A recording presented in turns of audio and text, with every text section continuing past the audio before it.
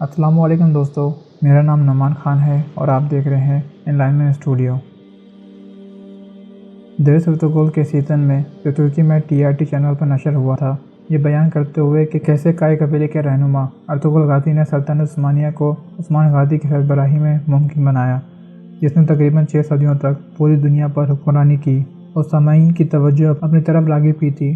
درس ارطغرل کے سیزن میں عثمان سوکرٹ نامی ایک اداکار تاریخ میں ایک اہم کردار ابن عربی کی تصویر کشی کرتے ہوئے اس سیریز میں شامل ہوئے۔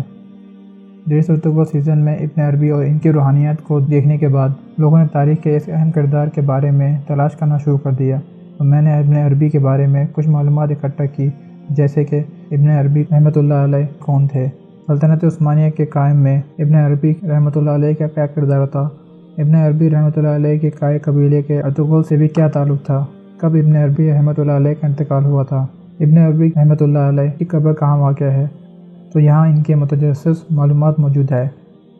ابن عربی رحمۃ اللہ علیہ کا پورا نام ابو عبداللہ محمد ابن علی ابن محمد ابن عربی الحاتمی الطائی تھا، جو کہ ایک عظیم صوفی، روحانی، فلسفی، شاعر اور ایک عالم تھے۔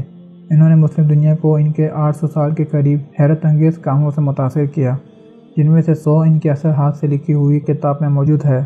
ابن عربی رحمۃ اللہ علیہ 26 جولائی 1165 عیسوی میں مرثیہ الاندلس میں پیدا ہوئے تھے۔ ابن عربی رحمۃ اللہ علیہ کو ایک ولی عہد سمجھا جاتا تھا اور شیخ الاکبر اور محی الدین کے نام سے بھی مشہور تھے۔ مشرق وسطیٰ انہیں شیخ اکبر محی الدین ابن عربی کے نام سے جانتے ہیں۔ ابن عربی رحمۃ اللہ علیہ کا تعلق عربین قبیلے سے تھا، جن کا نام طائی تھا۔ ان کی والدہ شمالی افریقن بربر سے تھی۔ ابن عربی رحمۃ اللہ علیہ کے والد علی ابن محمد، جو کہ محمد ابن سعید ابن مردانش کے دور حکومت میں سرکاری ملازم تھے۔ 1172 عیسوی میں ابن سعید کے انتقال کے بعد ان کے والد نے اپنی خدمت الموحد سلطان ابو یعقوب یوسف ون میں منتقل کر لی تھی اور وہ اپنے اہل خانہ کے ہمراہ سیول چلے گئے۔ یہ وہ جگہ تھی جہاں ابن عربی رحمۃ اللہ علیہ نے تقریباً 30 سال گزارے تھے۔ یہ حکمران بالکل ایک عدالت کی طرح تھا، کیونکہ ابن عربی رحمۃ اللہ علیہ کو وہاں فوجی تربیت دی گئی تھی۔ پھر انہوں نے علم کی تعلیم کے لیے بڑے صوفی عالم کے تلاش میں پورا اسپین اور افریقہ کا سفر کیا۔ ان سالوں کے دوران ایک بار جب انہیں قرطبہ میں ارسطو کے ایک بڑے فلسفی ابن رشد سے ملاقات کا موقع ملا۔ دراصل اس ملاقات کی منصوبہ بندی ان کے والد نے کی تھی، جو ابن رشد کے قریبی دوست تھے۔ یہ وہ موقع تھا جب ابن عربی رحمۃ اللہ علیہ نے روحانی راہ پر توجہ دینے کا آغاز کیا اور اپنی زندگی صوفیزم کے لیے وقف کر دی۔ یہ بھی بتایا گیا ہے کہ ابن رشد ان کی صوفیانہ گہرائی سے بہت مغلوب ہوئے تھے۔ بعد ازاں ابن عربی موروکو کے شہر فیس میں منتقل ہو گئے، جہاں محمد ابن قاسم التمیمی ان کے روحانی مشیر بن گئے۔ 1198 عیسوی میں انہوں نے مرثیہ چھوڑ دیا اور اپنا سفر مشرق کی طرف شروع کیا۔ سب سے پہلے انہوں نے 1201 عیسوی میں مکہ مکرمہ حج کی زیارت کا آغاز کیا۔ اس کے بعد انہوں نے اپنا بڑا کام الفتوحات المکیہ شروع کیا، جو کہ دمشق میں بہت بعد میں پبلش ہوا تھا۔ اس میں اسلام کے پوشیدہ علم سائنس کے بارے میں، جو ابن عربی کے تجربات اور ان کی زندگی کے بارے میں بھی معلومات پر مشتمل ہے۔ انہوں نے تقریباً 3 سال مکہ میں گزارے۔ اس عرصے کے دوران ابن عربی کی ایک بہت خوبصورت لڑکی سے ملاقات ہوئی۔ انہوں نے اس کی یادوں کو اپنے نظموں کے مجموعے میں ظاہری صورت دی تھی، جسے آپ ترجمان الاشفاق میں دیکھ سکتے ہیں۔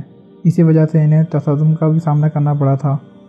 اسی سال 1201 عیسوی میں اس کے بعد وہ مصر اور پھر اناطولیہ چلے گئے، جہاں ان کی ملاقات صدر الدین القناوی سے کونیا میں ہوئی۔ القناوی مشرق میں ان کے جانشین بن گئے۔ اسی طرح بغداد اور الیپو کا دورہ کرنے کے بعد ابن عربی دمشق پہنچے اور اس طرح ایک طویل یاترا کا اختتام 1223 عیسوی میں ہوا۔ اس کے بعد انہوں نے اپنی باقی کی زندگی دمشق میں درس و تحریک کرتے ہوئے گزاری۔